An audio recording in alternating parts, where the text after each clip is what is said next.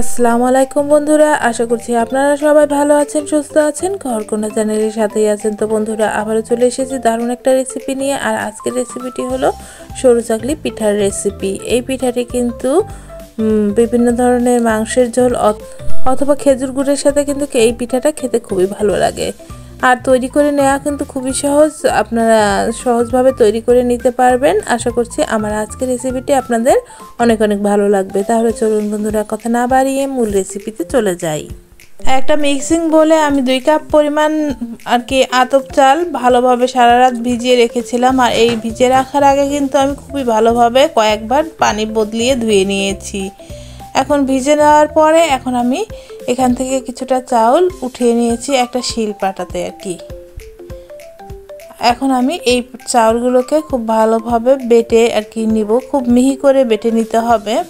আমি 2-3 বার ভালোভাবে মিহি করে বেটে নিয়েছি। দেখতে পাচ্ছেন, যেহেতু চালগুলো কিন্তু খুব সুন্দরভাবে ভিজে গেছে, তো এটা কিন্তু খুব বেশি সময় লাগে না বাটতে। আমি বেটে নিয়েছি, কিছুটা উঠিয়ে নিয়েছি, আর এগুলোকে আরেকটু ভালোভাবে বেটে নিয়েছি।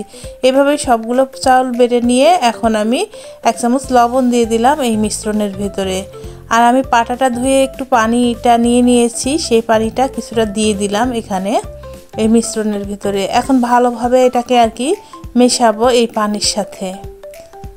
একটু সময় ধরে নেড়েচেড়ে মিশিয়ে নিতে হবে। দেখতে পাচ্ছেন, এখানে কিন্তু আমি পানিটা দিয়ে নিয়েছি, নর্মাল পানিটা দিয়েই ভালোভাবে মিশিয়ে নিয়েছি। একটু সময় ধরে নেড়ে নেড়ে মিশিয়ে নেওয়ার পরে আমি আরও একটু পানি দিয়েছি। ব্যাটারটাকে একটু পাতলা টাইপ করে নেব, যার কারণে আমি বেশি করে পানি দিয়ে নেড়ে নেড়ে গুলিয়ে নিয়েছি।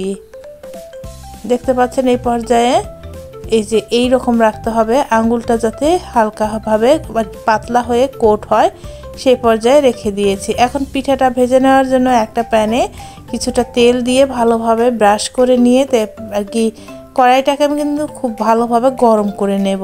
আগে ভালোভাবে তেলটা ব্রাশ করে নিয়েছি, আর বেশি করে তেল কড়াইটাকে গরম করে নিয়েছি। এখন দেখতে পাচ্ছেন ব্যাটারটা কতটা পাতলা রেখেছি। এখন আরও একটু নেড়েচেড়ে নিয়েছি।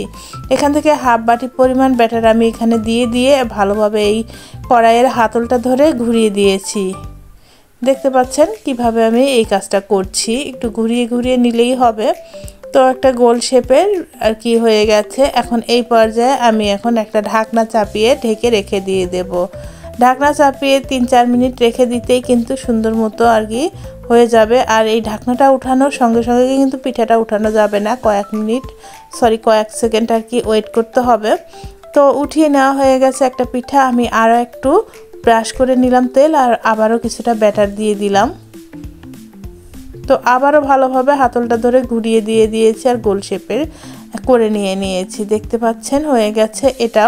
এটাকেও আমি ঢাকনা চাপিয়ে 3-4 মিনিট রেখে দিয়েছি। আর এই পর্যায়ে ঢাকনাটাকে উঠিয়ে কয়েক সেকেন্ড অপেক্ষা করলাম। এখন কিন্তু সুন্দর মতো উঠিয়ে নিয়েছি পিঠাটাকে। আর এখন আমি এই পিঠাগুলোকে একই প্রসেসে সবগুলো বানিয়ে নিয়েছি। এখন সবগুলোকে ভাজ করে নিচ্ছি। আমি অন ক্যামেরায় সুন্দরভাবে ভাজ করে নিচ্ছি। দেখতে পাচ্ছেন কিভাবে ভাজটা করে নিয়েছি। তো এইভাবেই কিন্তু আমি সবগুলো পিঠাকেই ভাজ করে নিয়েছি। আর এইরকম করে ভাজ করেই পরিবেশন করতে হয়। তো দেখতে পাচ্ছেন সবগুলো পিঠা কিন্তু আমার রেডি। আর এটাকে আমি কিন্তু কষা মাংসের সাথে পরিবেশন করেছি, কষা চিকেনের সঙ্গে। আর এটা কিন্তু খেতে বেশ হয়েছিল। চাইলে কিন্তু আপনারাও যখন তখন এইভাবে বানিয়ে খেজুর গুড়ের সাথেও পরিবেশন করে নিতে পারেন। খেজুরের যে নরম গুড়টা হয় সেটাতেই কিন্তু খেতে খুবই ভালো লাগে, যেটাকে নলেন গুড় বলে। তো এই গুড়টা দিয়েও আপনারা চাইলে কিন্তু এইভাবে বানিয়ে পরিবেশন করতে পারেন। এই পিঠাটা কিন্তু খেতে বেশ মজার লাগে।